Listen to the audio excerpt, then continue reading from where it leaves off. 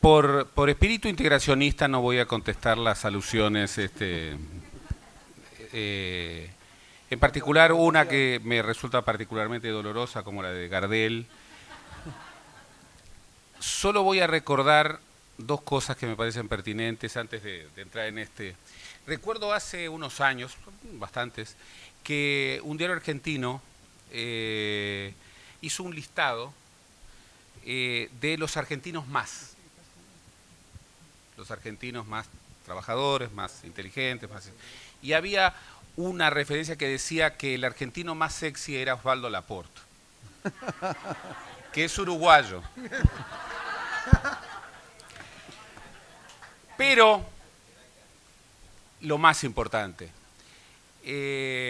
hace 2 días murió el testimonio más fidedigno de que, como dice el presidente Mujica, uruguayos y argentinos, más allá de sus reyertas, no son solamente hermanos, sino que son gemelos, nacieron de una misma placenta. Y yo, en espíritu mercosureño, pido un aplauso para esa maravillosa mujer que fue China Zorrilla.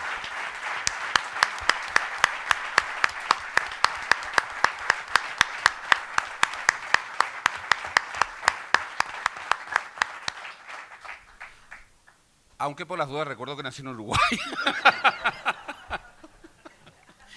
Bueno,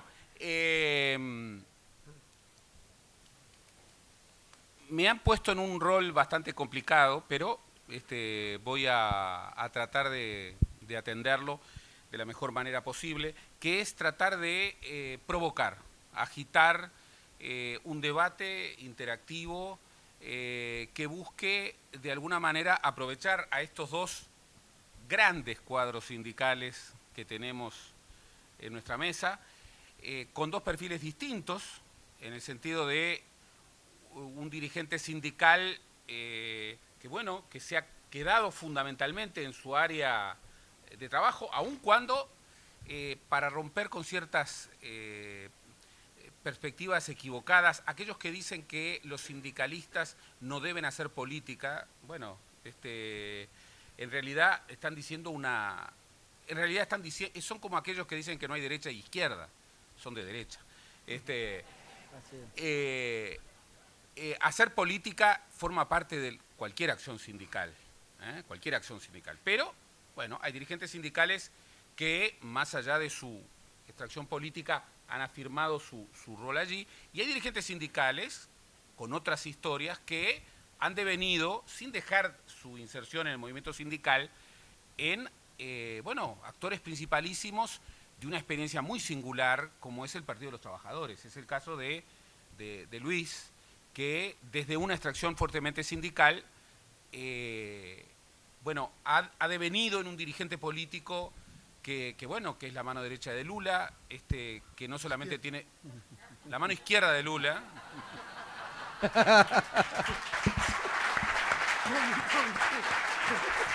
cuál mano le falta un dedo? Quiero recordar que la mano izquierda es la que tiene un dedo menos, el compañero Lula. Así que... sí. Bien, pero mi primera pregunta va en esa dirección y quiero que los dos traten de responderlas, porque en realidad vamos a interpelar a dos culturas políticas muy diferentes en términos de relación entre los sindicatos y la vida política, como es la cultura política argentina y la cultura política brasileña. Y además creo que en las experiencias de cada uno de ellos, por lo que hemos podido conversar, los itinerarios son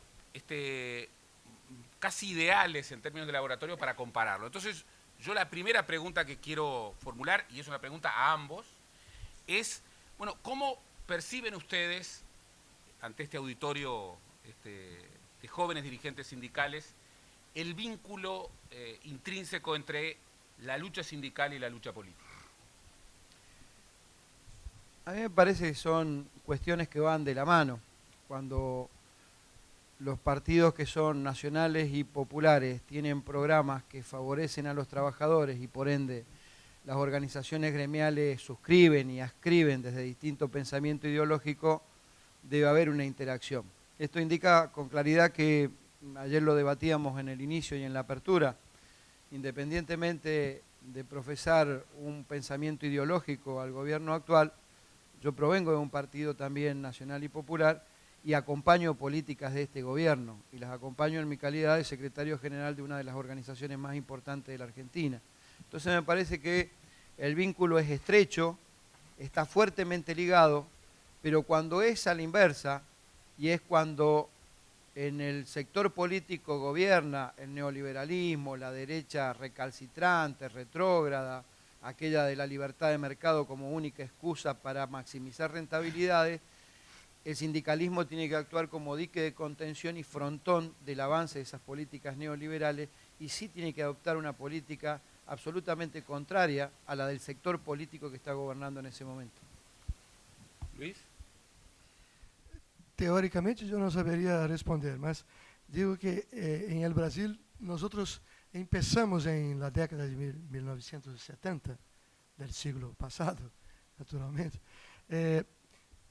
fazendo sindicalismo semi-clandestino, ilegal e semi-clandestino, com muitas prisões, como a melhor forma de resistência e de organização popular de base. Eram basicamente dois espaços, o movimento sindical e as comunidades eclesiais de base.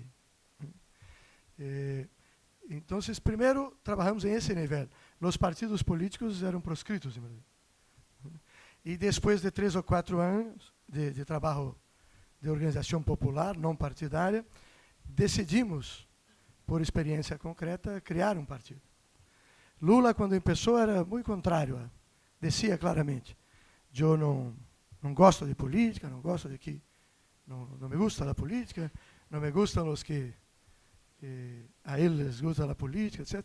E a experiência prática de luta, fomos percebendo que não era suficiente, não é, para garantizar uma transição democrática, não só a nível político institucional por arriba, mas também a nível popular por abaixo, se não criávamos primeiro uma confederação sindical, que é a CUT, a mais grande do Brasil, para totalizar, digamos, as experiências locais e parciais de resistência sindical, e depois um partido político.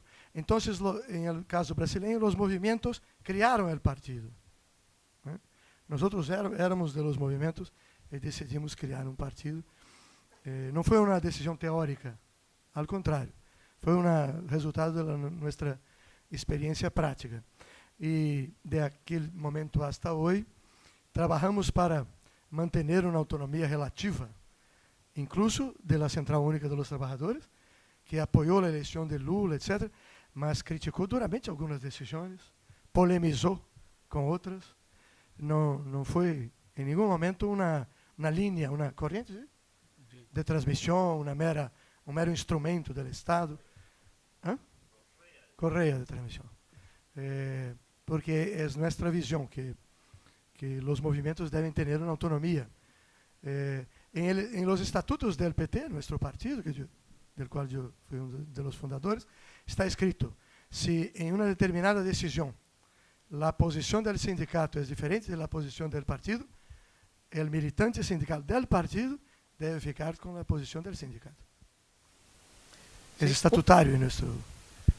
Sí, una breve aclaración. En la Argentina el modelo sindical tiene profundas raíces en el peronismo y ha sido el movimiento sindical la columna vertebral del Partido Justicialista, y ha encontrado en ella la participación política sin necesidad de la creación de un partido político como el que sí tienen ustedes. Bueno, nosotros los radicales estamos ausentes de esa discusión históricamente, pero hay que reconocer que desde el peronismo ha sido la columna vertebral en mucho tiempo del movimiento sindical. Y esa es la participación política a través de legisladores, y comparto claramente, Luis, que la realidad no se cambia solamente desde la lucha sindical, sino que la lucha sindical es un instrumento y se cambia desde la condición política. A veces ganando un gobierno, como lo ganó Lula en Brasil, como lo ganó Evo Morales en Bolivia, pero también a través de los legisladores, a través de ministerios que pueden ser importantes en el desarrollo de proyectos que hagan a los trabajadores. La segunda pregunta es casi un imperativo de lo que yo estoy viendo. En nuestras sociedades, no solamente en América Latina, hay un desencuentro entre la política, la acción social, la acción sindical y los jóvenes. Lo que yo estoy viendo parece desmentir eso, y allí vaya una felicitación particular para el sindicato. En mi país hay una vieja máxima sindical que establece que las grandes transformaciones las hacen unos poquitos viejos con muchísimos jóvenes. Lo cual, en un país tan envejecido como el Uruguay, es una cosa complicada, pero yo creo que es un norte, Ese norte está complicado, en el sentido de que, bueno, la revolución científico-técnica y cultural que hemos vivido en los últimos 20, 30 años marca clivajes psicológicos muy fuertes entre las generaciones. Y lo que incluso una generación concibe como política o como acción sindical, los más jóvenes no la entienden o entienden otra. Y eso ha llevado, a mi juicio con un grave error, a que muchos sustenten la idea de que la nueva juventud no tiene interés en la política. Yo, que como docente universitario estoy en vínculo permanente con los jóvenes, creo que eso es un gravísimo error. Pero aquí yo creo que hay un tema de la agenda. Y entonces la pregunta muy concreta es, bueno, ¿cómo, no solo cómo se incorpora a los jóvenes, sino cómo los jóvenes se empoderan en la acción sindical? Eduardo Galeano tiene una frase maravillosa que dice, y que es muy cierta, en Uruguay todo joven es culpable hasta que demuestra que envejeció. No se trata de incorporar a los jóvenes en los sindicatos o en los partidos para que se parezcan cada vez más a los líderes, sino se trata de asociar en una aventura común una misma lucha. Bueno, ¿cómo se hace eso? ¿Cuál es su experiencia? Primero, cuando hace unos poquitos años ambos eran jóvenes, poquitos años. Pero ahora que, bueno, han dejado recientemente la juventud, ¿cómo ven ustedes ese trabajo que define tanto a los partidos y a los sindicatos, que es un trabajo entre generaciones distintas? Bueno, primero yo lo veo con nostalgia para volver a ser joven. Pero yo creo que hay que hacer un análisis de por qué la juventud se abstrayó de poder discutir y participar en política. Y nosotros no podemos ser ingenuos de negar una realidad que sucedió en nuestras sociedades, en la década particularmente del 90, donde en el caso de la población o el mundo sindical, para el sector empresario, el establishment, el poder neoliberal que gobernó los países de la región, el mejor sindicalismo es el que no existía. Y más allá de errores propios de los dirigentes sindicales, hubo una fuerte campaña de desactivación de la participación de los jóvenes en política y mucho menos en el sindicato. Niveles de desprestigio, niveles de creer en el pensamiento hegemónico, el pensamiento único, el fin de las ideas políticas, hicieron que una sociedad cambiara lo colectivo por lo individual, y no solo en el terreno sindical, sino que se cambió una cultura social de lo colectivo, de lo solidario, y penetró un discurso del neoliberalismo referido a las capacidades, a las productividades, referido a que si son capaces le va a ir bien individualmente, y terminamos como terminamos. Entonces sí hubo un periodo político en la región que socavó ese sentido de participación. Ahora bien, creo que la Argentina, Brasil, Uruguay, Bolivia, Ecuador, Venezuela están dando una muestra distinta de la política neoliberal. Y esto ocasiona que esos gobiernos actúan como facilitadores de la participación política de los jóvenes. Entonces, hoy es más fácil la incorporación de jóvenes al mundo de la participación política y sindical. Nosotros, los que tenemos algún tipo de responsabilidad, contestando concretamente la pregunta, tenemos la responsabilidad de abrir esos espacios de participación. Y esos espacios de participación tienen que ser no solo a través de este tipo de encuentros, sino a través de darle protagonismo, relevancia y darle a los compañeros jóvenes que se están incorporando responsabilidades en el ejercicio de los cargos gremiales. Así es como se están haciendo profundas renovaciones en muchos secretariados de la bancaria en todo el país, incorporando muchos jóvenes. Y lo otro, me parece, es dejar de estigmatizarlo. Yo ayer les decía también a los compañeros, dejar de estigmatizarlos con que son el futuro, son bellos y bellas y hermosos porque son jóvenes y el futuro por delante que nos van a brindar a los mayores que ya estaremos jubilados es distinto. Ellos son hoy y ahora, el presente está lleno de ellos. Entonces es necesario darle la responsabilidad de conducción en áreas importantes de la organización sindical para que puedan crecer y forjarse. Nadie nació siendo secretario general de un gremio, ni secretario de acción gremial, ni secretario de acción política. Todos nos hicimos a la fuerza, capacitándonos y en el ejercicio del cargo. Habrá que adelantar el reloj en el tiempo para que no sean unos pocos viejos y unos muchos jóvenes, y sean muchos jóvenes y pocos viejos los que hagan la transformación.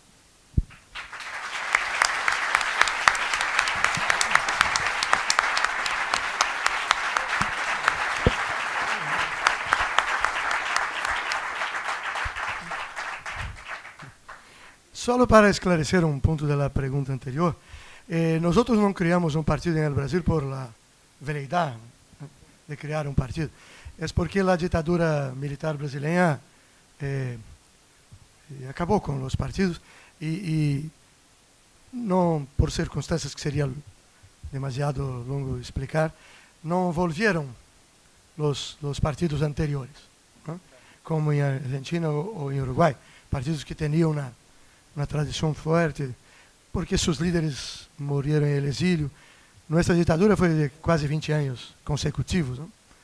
Entonces muchos líderes murieron en el exilio y entonces no teníamos partidos en Brasil de centro y de derecha, para simplificar, y algunos partidos de tradición comunista pequeños y que nosotros considerábamos que no tenían suficiente universalidad para representar una clase trabajadora, las clases populares de su conjunto.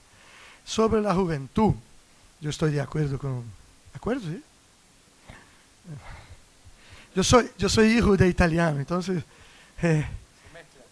no, pienso en la palabra en español y a veces viene la palabra italiana. Los argentinos son los italianos de América, así que... Los italianos son los vascos, son tantas otras cosas de América, ¿no? Es verdad. Mas yo creo que hay esto, sí. La predominancia del neoliberalismo por más de una década en prácticamente todos los países del continente. Los partidos neoliberales, digamos, las políticas neoliberales fueron derrotadas y sustituidas por políticas democrático-populares, pela via eleitoral, etc. Mas la cultura, los valores éticos, culturais do neoliberalismo não foram superados. Há vezes, pessoas que votam em propostas sociais, sociopolíticas mais avançadas, seguem em certos aspectos muito vinculados a valores neoliberais. A ideia do individualismo, de um consumismo desenfrenado, né, que o individual é sempre superior ao coletivo. É preciso reconhecer que a tradição comunista clássica também aplastava o individual, o coletivo aplastava o individual, né? E agora devemos procurar uma síntese, um equilíbrio entre o individual e o coletivo. A ideia de solidariedade, de igualdade. Um dos princípios morais do neoliberalismo é a desigualdade, como base da estruturação da sociedade, etc. Então, tudo isso criou problemas, né? Influi na participação ou não participação dos jovens. Mas eu estou convencido que uma parte dos jovens participava há 10 ou 15 anos, outra parte já não participava em política. yo no creo que hoy los jóvenes participen menos. Lo que sí yo creo es que los jóvenes están más refractarios a las formas tradicionales de organización. Y buscan, muchos que quieren participar. Yo tengo una sola hija de 33 años, lo que más o menos me sitúa demográficamente en esta mesa, que es profesora de Historia de América Latina en la Universidad de Brasil.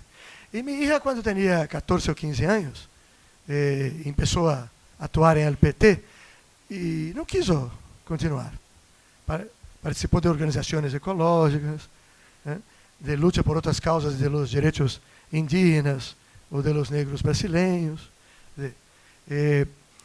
Partido y sindicato no son las dos únicas formas de participación. Y la sociedad cambió mucho. La propia clase de trabajadores cambió mucho.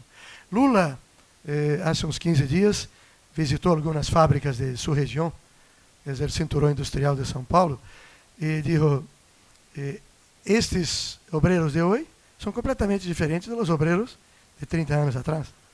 En su vocabulario, en su modo de vestir cuando salen de la fábrica, en sus deseos, en sus preferencias musicales, en todo.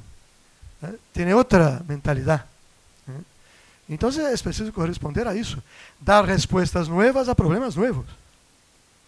Y no solamente querer que las personas participen de las formas que eran, digamos, dominantes o principales 30 años.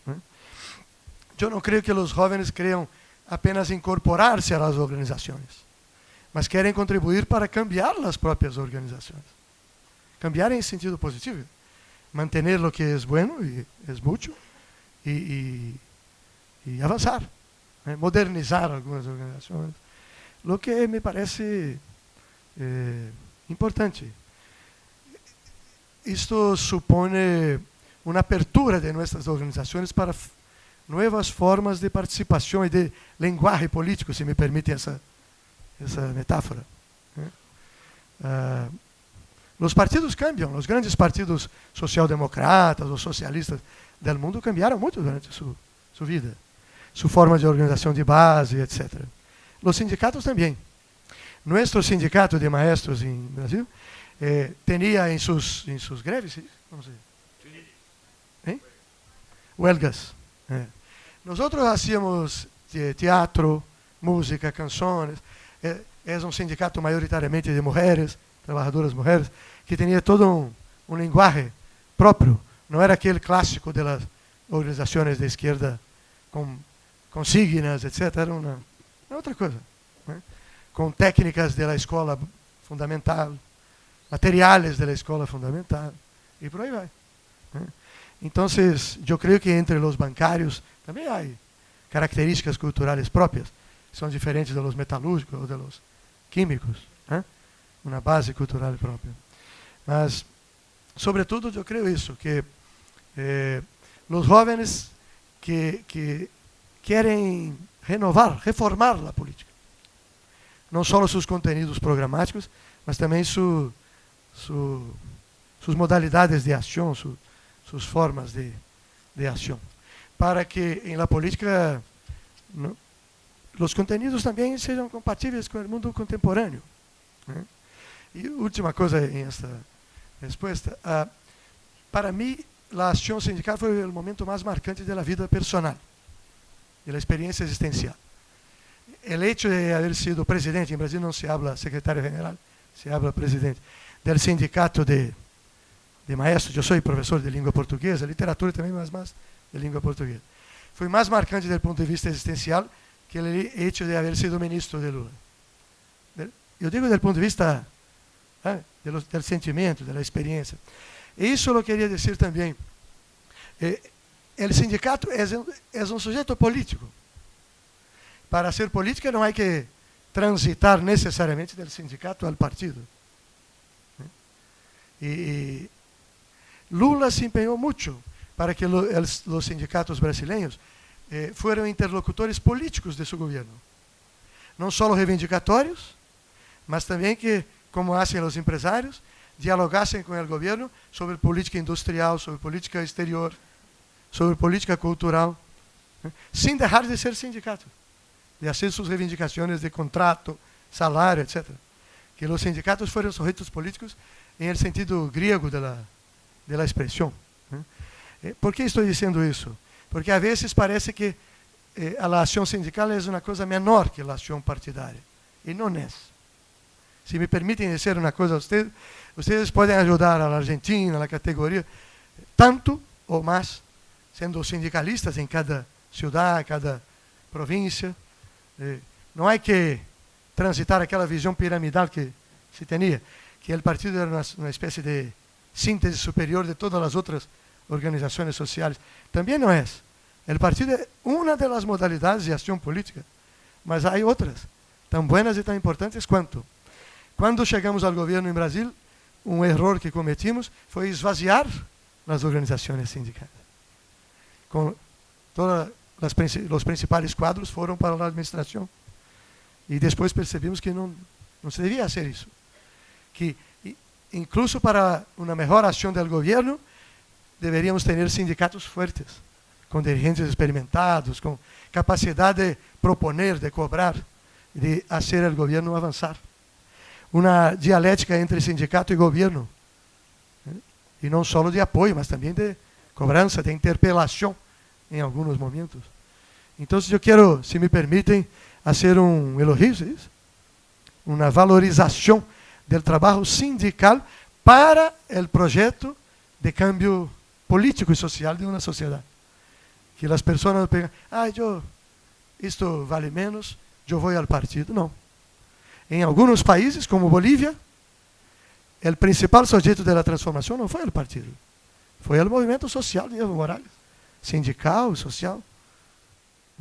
Yo quería subrayar, no sé cómo se dice en español, la importancia de la acción sindical y de la importancia en el interior del país, en las provincias, en las regiones. Eso,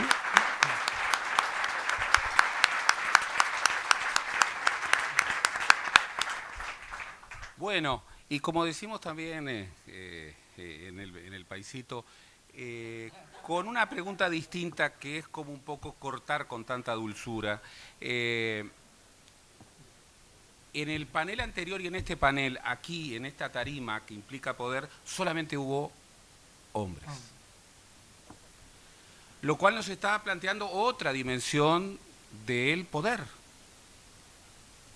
que no solamente tiene que ver con la política partidaria, en donde esto suele ser un tema, sino que tiene que ver también en donde aparece más invisibilizado, pero está también, que es en la presencia y en la participación femenina en los espacios de conducción de las organizaciones sociales. ¿Cómo hacer para que eso se vehiculice de la mejor manera? Bueno, si bien de distintos países hemos sido todos hombres, los argentinos tenemos presidenta mujer y los brasileños también. Falta usted, mi amigo, nomás, porque...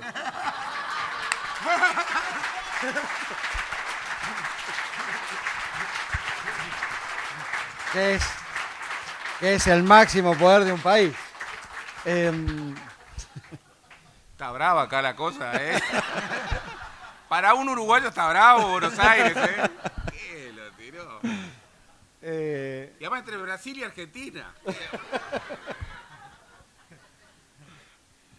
Bueno, pero ustedes son el país más europeo de Sudamérica, así que... ¿Es un elogio eso?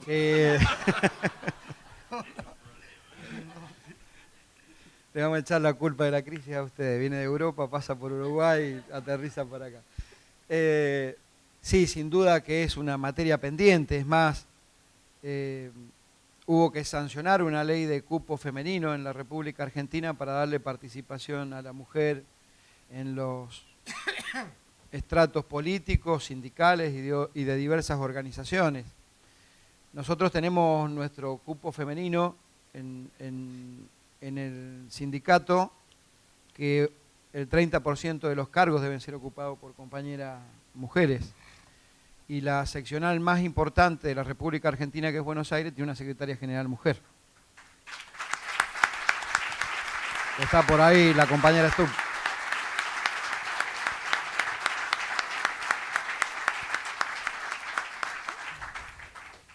Ahora, si querés que me vaya yo y venga ella, está... Bueno, los hombres pasan las Más instituciones linda es, quedan. seguro. Bueno, la verdad que es una materia pendiente y a veces se plantea un debate interesante, ¿no? Que tiene que ver la ocupación de los espacios políticos por la cuestión de género o la ocupación de los espacios políticos por la militancia, capacidad, desarrollo político que tiene cada uno. Yo ayer comentaba, y seguramente los que estudian abogacía y los que son abogados lo entenderán, yo no lo soy, pero entiendo el concepto. A veces hay que sancionar legislación con discriminación positiva para otorgar el derecho que por naturaleza no se da.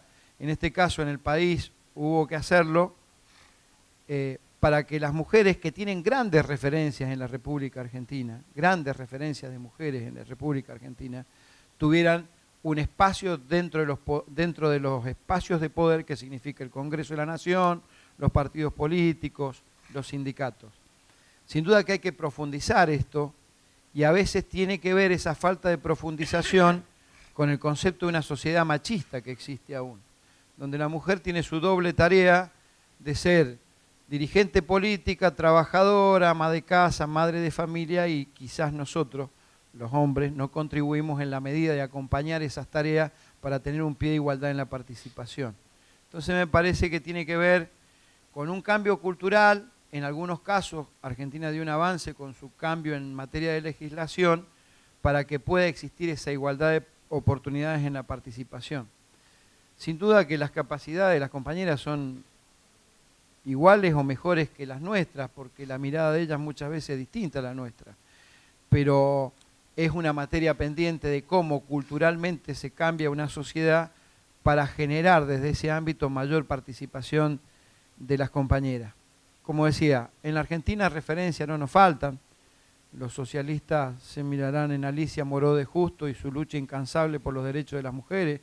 Las peronistas se mirarán en la mirada de esa acompañante eterna de los trabajadores que fue María Eva Duarte de Perón. Los radicales en quien fue la autora de la ley de cupo, que fue Margarita Malarro de Torre, una comprovinciana mía. Y seguramente son faros en la historia en los que hay que mirarse para profundizar esos cambios necesarios para que la mujer tenga la participación que realmente merece.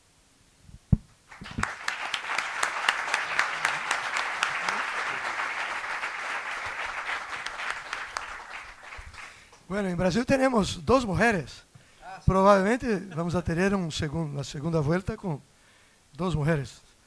Una que es la presidenta actual de mi partido y la otra que fue ministra de Lula y hasta algunos años atrás era de nuestro partido también, del PT. Lula dijo en broma hace unos días que de los 5 de los 7 candidatos a la presidencia en Brasil vienen del PT, que es una especie de escuela después cada uno. Mas es un buen síntoma, ¿sí?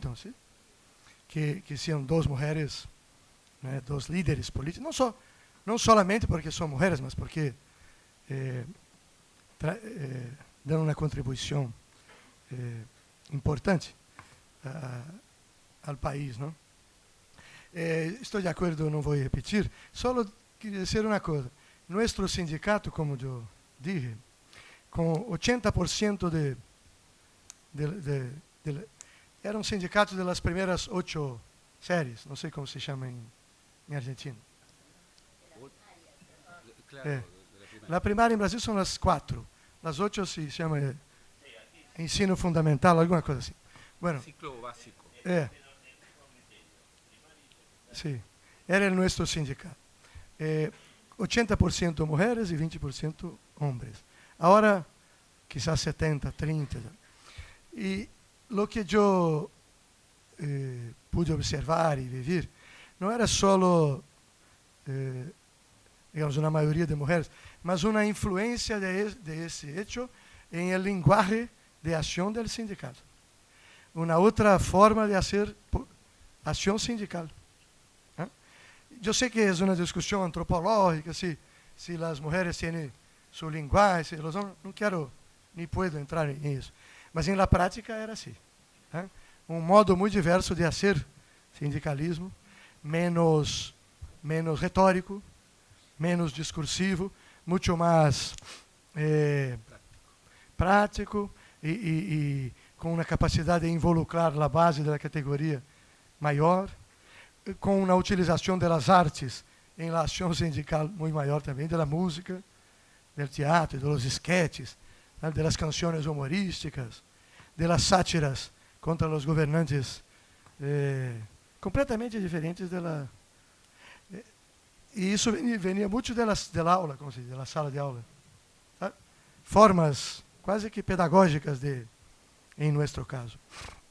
Então, me parece que tanto em la vida sindical quanto em la política partidária, se trata, sim, de ter políticas afirmativas, né? Quer dizer, garantias legais, mas também de uma apertura de nós, os homens, a las diferenças de linguagem, de modalidade de ação, de forma de compreensão da luta. Algumas são práticas, né? Porque a atual, nós chamamos também de presidenta de mi sindicato. Eu fui o único presidente, o primeiro e depois solo presidentes. Tem 5 filhos, essa presidenta atual. E o último tem 1 ano e meio. Se o sindicato não tem, como se diz, creche? Claro, guarderías. Guarderías, a ação sindical das mulheres não é viável.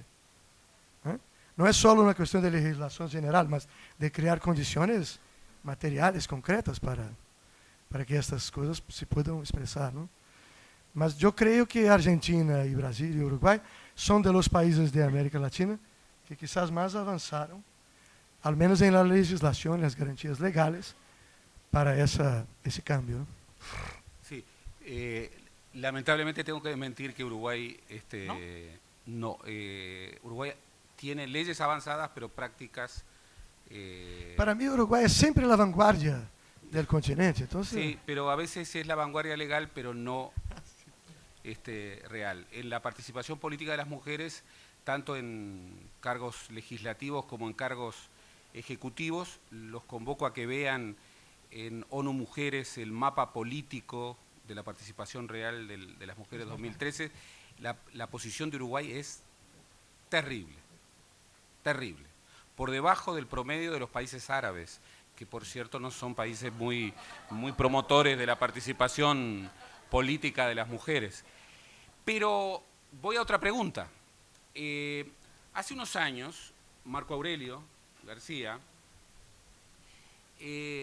dijo algo que yo creo que no solamente sigue vigente, sino que tal vez ha cobrado más vigencia. Dijo, antes teníamos muchas ideas y pocos votos. Ahora tenemos muchos votos, pero pocas ideas. Y esto tiene que ver con algo que permanentemente está en nuestro discurso, que es la crítica al neoliberalismo, la crítica a los 90, la crítica, digamos, a los gobiernos anteriores. Pero la pregunta es, ¿se habla de agenda post-neoliberal? Incluso se habla de era progresista. Pero pregunto, y es una pregunta no retórica, es una pregunta interpelante. ¿Efectivamente tenemos agenda para una etapa post-neoliberal? ¿Hay realmente ideas nuevas para, por ejemplo, pensar en avances efectivos en la transformación de los derechos, en la transformación de la justicia, en el camino al desarrollo, en la sustentabilidad medioambiental? Tiene razón Marco Aurelio García cuando dice, bueno, hemos aumentado de votos, pero por el camino nos ha quedado las ideas. Yo me voy a permitir diferir con el concepto, tener una diferencia saludable y sana. Creo que sí hay agenda post-neoliberalismo. Y la principal es precisamente el recupero de la institucionalidad de los gobiernos en la región. La principal tiene que ver con la revalorización de la política como instrumento de resolución de los problemas de la gente. Ese es el cambio sustancial que yo veo en la agenda post-neoliberalismo. El neoliberalismo apunta a la casi desintegración de los cuadros militantes, la participación, el mercado lo puede todo, los funcionarios no son funcionarios políticos en la mayoría de los casos, son casi gerentes de multinacionales y a veces imponen en esos partidos el candidato a presidente un sector económico, como a veces pasa en Estados Unidos, que representan el interés económico de una actividad. Sí hay agenda post-neoliberal y el principal logro es haber recuperado la política como instrumento de resolución de los problemas de la gente. Sí hay cambio y hay agenda cuando países como Brasil, Argentina y no sé si habrá algún otro más, deciden en lugar de volcar recursos al mercado para subsidiar economías que son concentradas, decide volcarlo en seguridad social como la asignación universal por hijo. Sí hay agenda post-neoliberalismo cuando se trata de recuperar la educación pública, aún a costa de saber que hoy no estamos en los mejores niveles de eficiencia, pero seguir sosteniendo salud pública y educación pública cuando el pensamiento neoliberal es terminar con lo público, ya sea salud, educación o seguridad social, a mí me da la sensación que hay una agenda que se ejecuta y que hasta ahora ha tenido resultados positivos. Generalmente los ciclos políticos en la región tienen que ver con mucho tiempo de gobiernos que tengan que ver con la centroderecha, la derecha, el pensamiento económico y poco tiempo del progresismo. Estamos totalizando una década de gobiernos progresistas o con ideas progresistas o con ideas de centro-izquierda en la región. Entonces me parece que sí ha habido agenda, han sido concretos los logros y los avances, la integración latinoamericana, sin ir más lejos, la resolución de los problemas de la democracia de la región. Ustedes lo explicaban en el panel anterior. ¿Cuántos golpes de Estado se intentó dar a Chávez? Lo escuchaba a ese brillante hombre que tienen ustedes, que es Eduardo Galeano, decir, dictadura rara esta que hubo 18 elecciones y ganó 17 Chávez, ¿no? Y sin embargo se sostuvo el sistema democrático en Venezuela gracias al accionar del conjunto de los países de la región con un pensamiento democrático. Se lo sostuvo ante el intento desestabilizador a Evo Morales. Es más, la UNASUR se reúne en Bolivia precisamente para brindar un apoyo a Evo Morales. Cuando son los atentados contra la vida de Correa en Ecuador, la UNASUR se hace presente y los países de la región se hacen presentes, que en definitiva se hacen presentes para defender ese modelo. Y en eso sí, creo que ha habido agenda, han habido avances y logros concretos.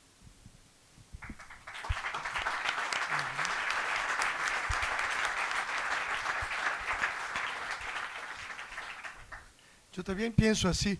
Solo creo que para un nuevo periodo, digamos, otro decenio, quizás tengamos que no bastará la continuidad de lo que hicimos hasta ahora, que fue muy importantísimo, ¿no? En el caso brasileño, en el caso de Argentina es igual o mejor, de Uruguay en ese particular también, igual o mejor.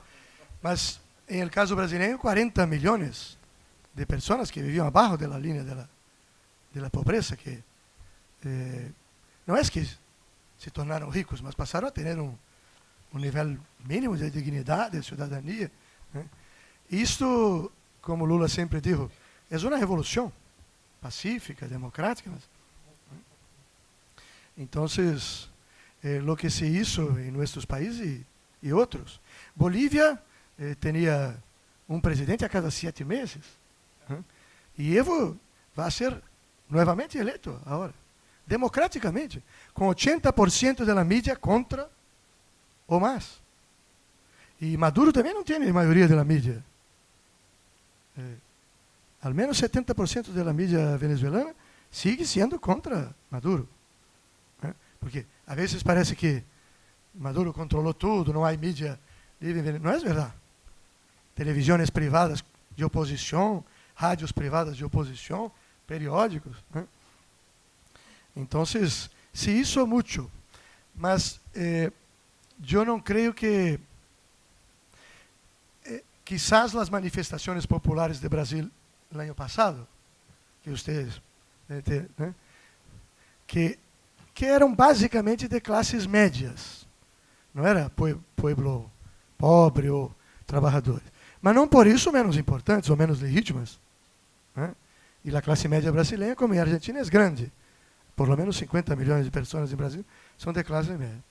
A vezes, se uma sociedade está parada, estagnada, né? E se põe em movimento, e há uma grande mobilidade social, como houve em todos os países, não é que a pessoa sempre diga, eu era assim, agora estou melhor, né? Quer outras coisas, mas... Por exemplo, em el Brasil, não temos mais, vocês já resolveram esse problema há bastante tempo, mas não temos mais problema de acesso à educação. Há vagas nas escolas, em todos os níveis, para quem quer estudar. Mas temos um grande problema de qualidade da educação. E há 30 anos, os padres diziam, não me importa se a escola é boa, eu quero que meu filho estude. Agora dizem, meu filho estuda, mas eu não quero que salga assim aprendiz, porque não terá condições de competir, não terá condições de mercado de trabalho. Então, as pessoas não comparam sempre com o passado, comparam com o que é bueno. E garante, ao menos, que nossos governos não se burocratizem, se acomodem. Mas não é fácil de resolver. O Brasil produzia 1.200.000 coches por ano. Agora produz 4 milhões de coches por ano. Muito mais gente, incluso mais pobre, teve a possibilidade de comprar seu coche. Mas o transporte coletivo está um desastre. O trânsito, o tráfego. Tendríamos 36 milhões de passageiros em aviões por ano. Agora temos 130 milhões. Gente que jamais viajou de avião, agora viaja. Isso cria colas, ¿sí? Colas nos aeroportos, dificuldades. E as classes médias tradicionais históricas, que mais ou menos eram um diferencial o acesso a certas coisas que os pobres não tinham. Agora já não é tão diferencial assim. Os serviços, o Brasil tem 6 milhões de empregadas domésticas. E Lula e depois Dilma, por um projeto de lei, porque não tinham contrato de trabalho, não tinham carteira profissional, nada. Nenhuma garantia previdenciária, nada. Agora tem. Mas isso tornou mais caro o serviço de empregadas domésticas. Para as classes médias assalariadas é um tremendo problema. Às vezes, uma professora como eu, ou uma bancária, para deixar sua filha com alguém, deixava com a empregada doméstica. Agora, às vezes, não. Sobretudo a classe média assalariada, não a proprietária, a classe média mais alta, não tem esse problema. Mas a classe média assalariada tem. Não pode pagar uma guarderia, alguma coisa.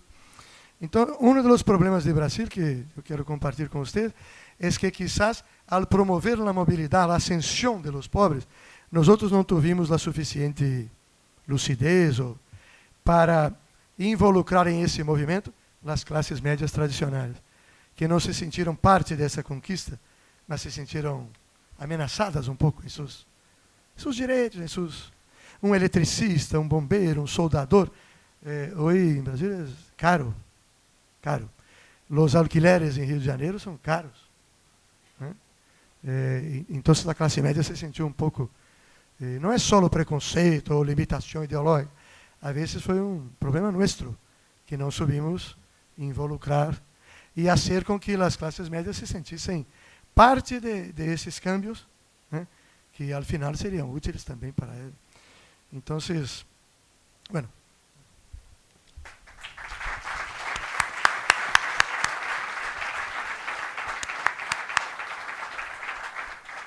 Bueno, ya ha sido suficiente. Como siempre, hay que terminar cuando todavía quedan ganas y me parece que este es un buen momento para culminar. Luis decía hace un rato que la Unión Europea es un patrimonio de la humanidad porque, entre otras cosas, es una experiencia fundamental en términos de integración. Bueno, un gran promotor de la integración de la Unión Europea, con sus contradicciones, y por supuesto no es un modelo para nosotros.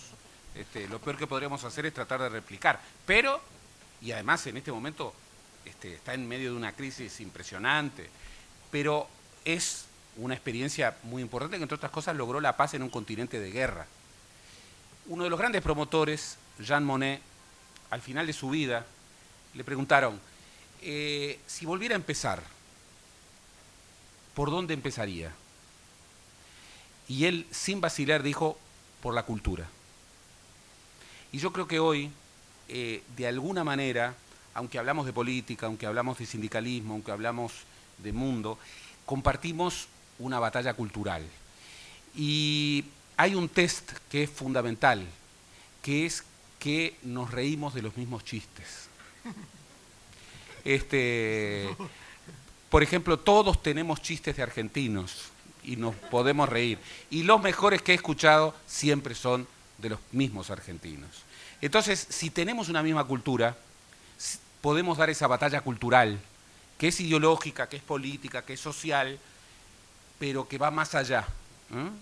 Entonces, tomemos un poco la referencia de Jean Monnet y reempecemos cada día con la cultura. Gracias.